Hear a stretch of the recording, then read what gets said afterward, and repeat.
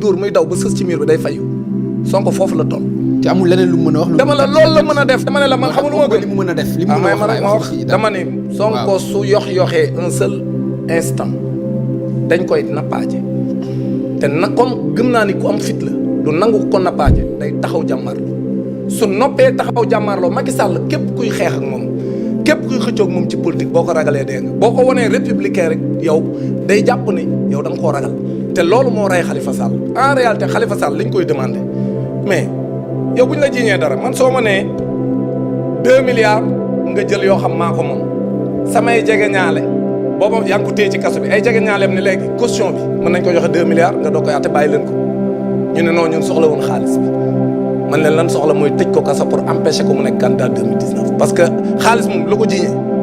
boo amee loo fayee wax ja jeex na parce que sénégalais seen xaalis moo leen gënal. d'accord donc ñoom loolu ñu gis moom laa wax sànq ku ndóbin nday ray sa maam suñu gisee loolu xam ni kii kat jaay doole lay def te nu mu faagaagalee candidat yi rek la bëgg mais Ousmane Sonko day xam ne moom su defee comme li Karim Wade def comme li Khalifa Sall def la leen daloon moo koy dal loolu moo tax pour la première fois Macky Sall essayé mu dëgër yeneen yi dëgërewul woon nii parce que ñooñu dañoo ñëw rek ñu nangu ñu taxañ leen non may ma rek Khalifa Sall xam non may Khalifa Sall a été républicain